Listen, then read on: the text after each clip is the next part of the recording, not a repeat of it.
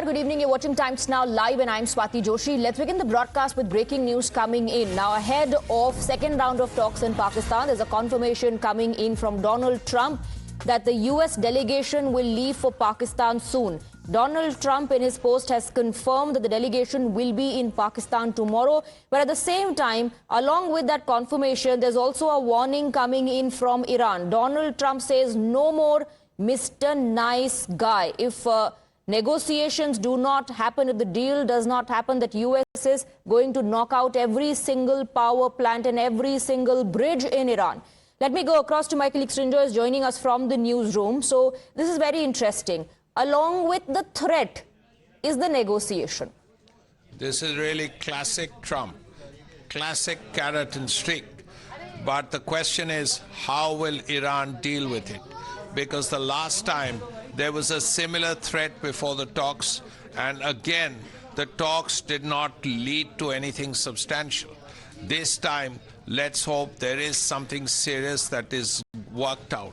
At least the absolute minimum you would expect from these talks is first an attempt to ensure that the ceasefire stays in place for a longer period of time.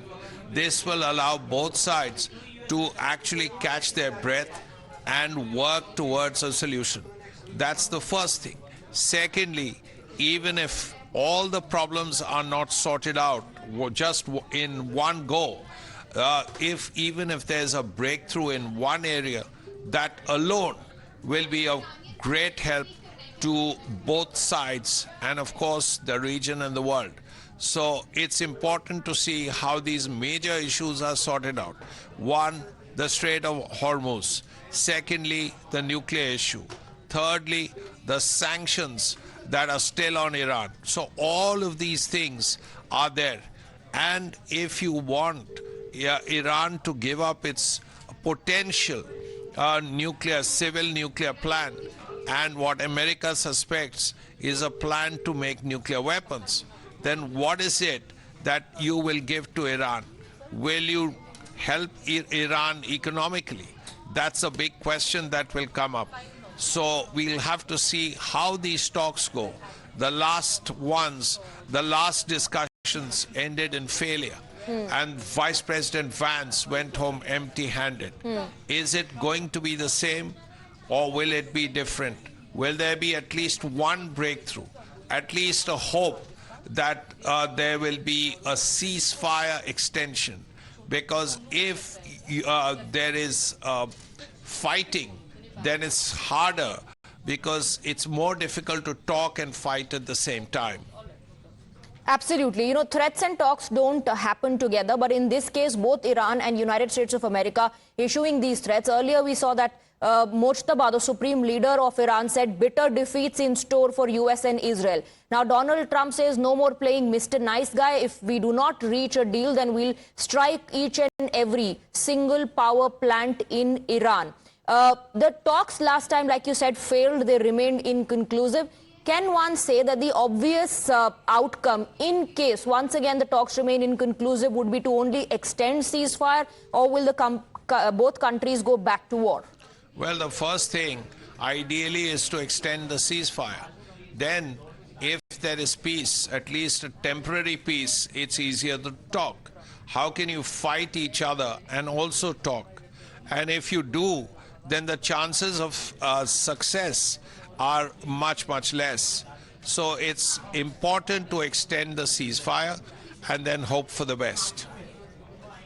That's what the entire world is hoping for. They're hoping for a breakthrough to happen, but just ahead of those talks, along with the confirmation that the US delegation will be traveling to Pakistan and will be in Pakistan tomorrow, Donald Trump is also issuing a threat when he says that United States is going to knock out every single power plant and every single bridge in Iran if Iran does not agree to their deal. Now, what does Donald Trump mean by their deal? Srinjoy. Well, Donald Trump wants the Strait of Hormuz to be opened, first of all. And if he wants the Strait of Hormuz to be open, then naturally he expects the Iranians not to fire at all these tankers coming in and going out. You know that 2 Indian ships had to turn back. One was actually hit. Now, this is something he doesn't want because this will cause enormous economic hardship to lots and lots of countries. The second and most important thing also is All the right. fact So, that... Joy, sorry I have to interrupt you, but we have Veena Sikri, former High Commissioner of India to Bangladesh, joining us on the broadcast. Thank you very much for your time, Ms. Sikri. Now, Donald Trump has confirmed that the delegation is going to travel to Pakistan. They'll be there tomorrow for the second round of talks. But along with that is also a threat. He is saying if Iran does not agree to their deal, then they will bomb each and every single power plant in Iran. No more playing Mr. Nice Guy. Well, you know, these are similar threats to what President Trump has issued earlier. That's the first thing. So I think that I'm sure the government of Iran will look at it from that point of view. But the second thing is that so far, has there been any confirmation from the government of Iran about their participation in these talks? Because as of earlier today, they had clearly said that nothing is confirmed, etc. But that may have been just a negotiating ploy. So I think we have to wait for that, because yesterday we had heard that Field Marshal Asim Munir had left Tehran. He'd been there for the last 4 or 5 days doing negotiations, and that once he left, it looked as if, you know, that there would not be any immediate round of talks. So I think it's a little early yet to see, because the differences were so wide as of yesterday. I think, for example, the very first thing is that the decision announced by the foreign minister of Iran that the Strait of Hormuz would be open was then changed within 24 hours because the Americans did not remove their naval blockade. So whether that was part of the deal earlier, you know, Iran thought it was part of the deal, but America did not think so. So after that happened, after Iran again closed the Strait of Hormuz, I think there has been a definite setback. But whether within the last 12 hours there's been a change, this tweet by President Trump is certainly the first indication that there is a change. And now we have to wait for what Iran will say about it. Absolutely. That's a very important point. Thank you very much for speaking with us. Let me go back to Srinjoy. So, yes, a confirmation has come in, Srinjoy, from the US president on it, but we are yet to hear from Iran. But would the US president actually go ahead and make that confirmation without having information about the participation of the Iranian delegation? Likely that the Iranians would have agreed to have talks. So let's hope this Iranian delegation does arrive. Last time, about 70 Iranian top officials were there in Islamabad for talks. And let's hope this time, too, there is an Iranian delegation, there are face-to-face talks, and there is at least some solution. So everything depends on the talks, because this is a very crucial one. Yes, the talks failed last time. There's no dispute about that one. But this time, let's hope, and there is hope, that at least there can be some kind of breakthrough, not just on everything, but perhaps even if there's a breakthrough as far as 1 or 2 issues are concerned, it will help both sides, it will help the region, and it will help the world. Absolutely. Now, remember earlier a statement also came in from Iran, in which, Iran said that, yes, Iran and US have made progress in negotiations, but are still a long way from a deal. So, stay on with us. We have Wael Awad, Middle East expert, joining us on the broadcast. How do you see these developments just ahead of second round of talks, along with a confirmation from Donald Trump? There's also a threat coming in from him.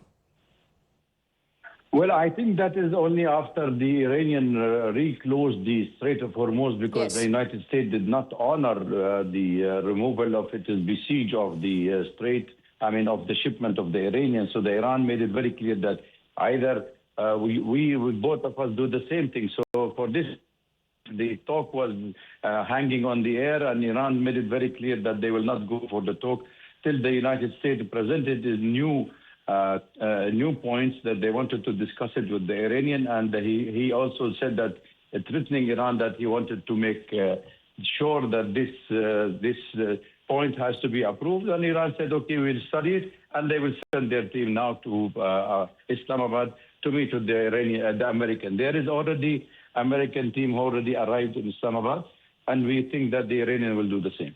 All right. So you believe that will happen. But what about the outcome. Last time, everybody knows how the talks failed, but yes, the communication channels remain open. Earlier today, Iran said, yes, there has been some progress that we've made as far as negotiations are concerned, but we are far away from an agreement.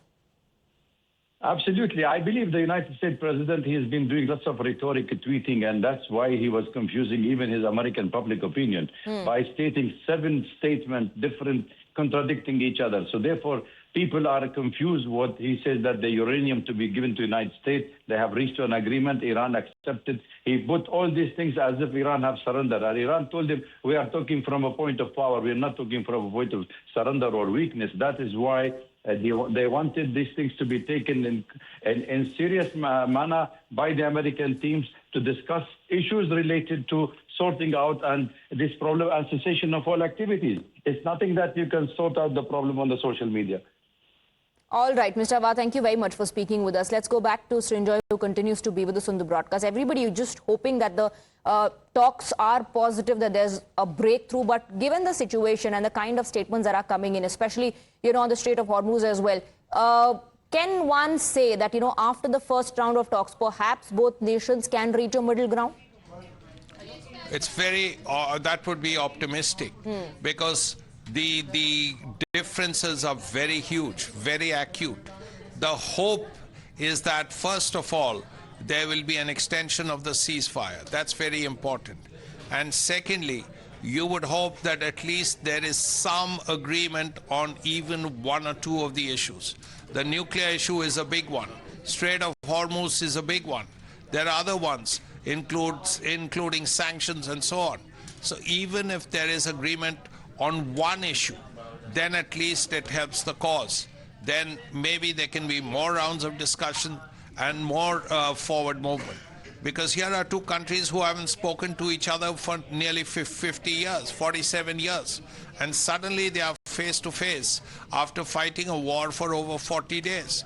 So to have immediate agreement on all issues is also expecting too much.